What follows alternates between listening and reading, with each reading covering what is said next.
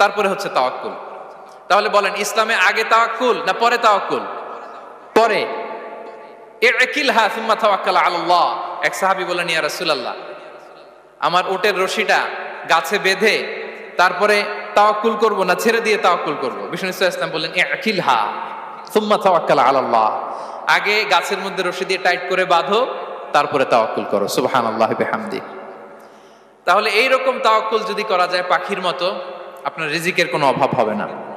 কিন্তু আমাদের সমস্যা যেটা, প্রিয় ভাই এবং বোনেরা, আমরা আমাদের অলসতা, অপারগতা, আমাদের কি বলবো হীনমন্যতা, আমাদের কর্মহীনতাকে তাওয়াক্কুল বানিয়ে নিয়েছি।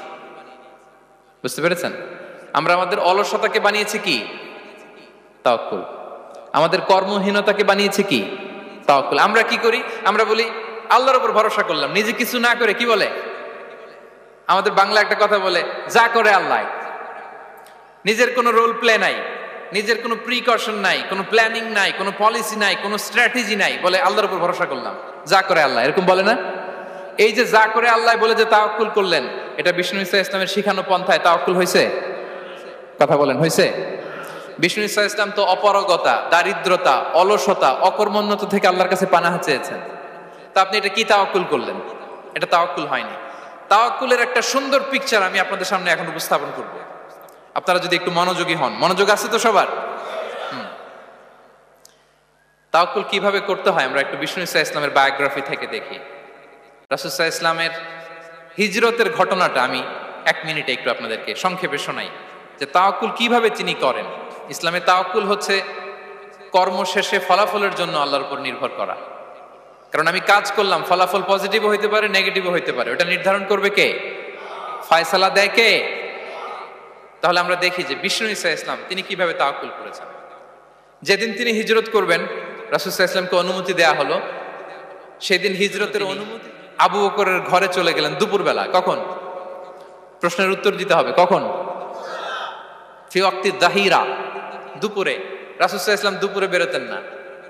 শুধু রাসূল সাল্লাল্লাহু আলাইহি ওয়াসাল্লামই না, আরবের লোকেরা দুপুরে বের হতো না, কারণ ওইটাকে বলা হতো ওয়াক্তুল কাইলুলা। আমরা পাওয়ার ন্যাপ নেই না, এই পাওয়ার ন্যাপের টাইম ছিল তখন। বাইরে প্রচন্ড রোদ, কেউ বেরোতো না, বিষ্ণু ঈসা ইসলাম বেরোতেন না। দেখেন, বিষ্ণু ঈসা ইসলাম ওনার চিরাচরিত অভ্যাসকে, হ্যাবিটকে ব্রেক করে দুপুরে বেরোলেন। বিষ্ণু ঈসা ইসলাম কখনো মাস্ক পরতেন না, মানে মুখ ঢেকে চলতেন না, সবসময় মুখ খোলা। ওই দিন তিনি মাস্ক পরে বেরোলেন। মুতাকান্নিআন, খারাজা মুতাকান্নিআন, মানে রুমাল দিয়ে মুখটাকে ঢেকে বেরোলেন। দুপুরবেলা বেরোলেন, মানুষের চোখের সামনে যেন তিনি না পড়েন। দুপুরে বেরোলেন, মুখ ঢেকে বেরোলেন। আবু বকর রাদিয়াল্লাহু তাআলা আনহুর ঘরে যেয়ে বললেন, উযিনা লি বিল খুরুজ। আবু বকর, অনুমতি দেয়া হয়েছে, ঘরে কারা কারা আছে একটা কথা বলবো, সবাইকে বের করে দাও। আখরিজ মান ফিল বাইত। আবু বকর বললেন, ইয়া রাসূলুল্লাহ, ঘরে তো আপনার ফ্যামিলি। আয়েশা রাদিয়াল্লাহু তাআলা আনহার সাথে ততদিনে বিয়ে হয়ে গিয়েছে, কিন্তু সংসার শুরু হয়নি। দে আর পার্ট অফ ইউর ফ্যামিলি, আপনার সংসার, আয়েশা, আসমা। তখন তিনি আশা ফিরে পেলেন, বললেন, ঠিক আছে, তাহলে শোনো, উযিনা লি বিল খুরুজ, অনুমতি দেয়া হয়েছে, আমি থাকবো সাথে? রাসূল সাল্লাল্লাহু আলাইহি ওয়াসাল্লাম বললেন, হ্যাঁ, তুমি থাকবে।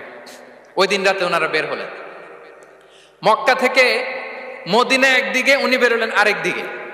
ধরেন মক্কা থেকে মদিনার রাউট হচ্ছে এইদিকে, তা আমরা তো এইদিকেই বেরোবো নাকি? কথা কি বুঝতেছেন? বিষ্ণু বেরোলেন কোন দিকে? এইদিকে। সুবহানাল্লাহ বললেন না? এজন্য আবেগ একটু কম। মক্কা থেকে মদিনা এইদিকে, বিষ্ণু বেরোলেন এদিকে। বের হয়ে চলে গেলেন গারে সাউরে, সেখানে তিনি থাকবেন। এগুলো হচ্ছে বিষ্ণু ঈসা ইসলামের প্রিকশন। এবার দেখেন আবু বকরের প্রিকশন কি ছিল। আবু বকর রাদিয়াল্লাহু প্ল্যান করলেন, বিষ্ণুনবী যেহেতু 3 দিন এই গারে সাউরে থাকতে চান, রাত্রিবেলা বের হয়ে তো ওনারা অবস্থান শুরু করলেন, তাহলে 3 দিন মক্কায় আমাদের ব্যাপারে কি বলে, কে কি বলে, এটা আমাদের জানার দরকার আছে না নাই?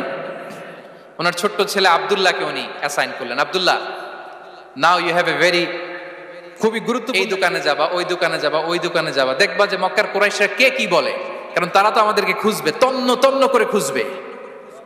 তারা কে কি বলে এই তথ্যটা এসে আব্দুল্লাহ তুমি আমাদেরকে দিয়ে দিবে। সুবহানাল্লাহ।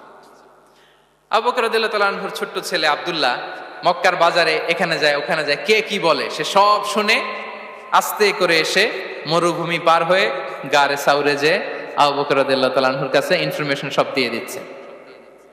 কিন্তু দেখেন, যেই মুহূর্তে আব্দুল্লাহ তথ্য নিয়ে মক্কা থেকে গারে সাউরে আসে, আব্দুল্লাহ যখন হেঁটে হেঁটে আসে, মরুভূমির বালুর মধ্যে তার ফুটপ্রিন্ট পড়ে যায় না? কথা বলেন না কেন?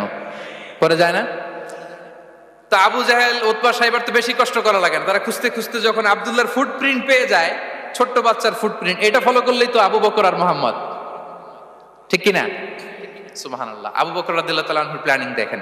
তিনি যেমনি ছোট্ট আব্দুল্লাহকে ইনফরমেশন গ্যাদার করার জন্য সেট করলেন, তিনি উনার একটা রাখালকে সেট করলেন, তার নাম হচ্ছে আমির ইবনে ফুহায়রা। আমির ইবনে ফুহায়রাকে তিনি অ্যাসাইন করে বললেন, আমির, আব্দুল্লাহ যখন সকালবেলা আমাদেরকে ইনফরমেশন দিয়ে চলে যাবে, তুমি আমার ছাগলগুলোকে এনে মরুভূমির এই জায়গায় একটু চালাবা। তাহলে ওইখানে আর আব্দুল্লাহর ছোট্ট বাচ্চার ফুটপ্রিন্ট থাকবে না, ওখানে আমার ছাগলগুলোর ফুটপ্রিন্ট থাকবে। সুবহানাল্লাহ। এত আসতে বললে হবে? আল্লাহু আকবার, আল্লাহু আকবার, আল্লাহু আকবার। কি প্রিকশন নিয়েছেন ওনারা বিশ্বনবী সাল্লাল্লাহু আলাইহি ইসলামকে সেফটি দেওয়ার জন্য। আমের, আব্দুল্লাহ চলে যাবে, তোমার ডিউটি শুরু। আব্দুল্লাহর একটা ফুটপ্রিন্টও যেন না থাকে, ওখানে ছাগল চড়াবা। শুধু তাই নয়,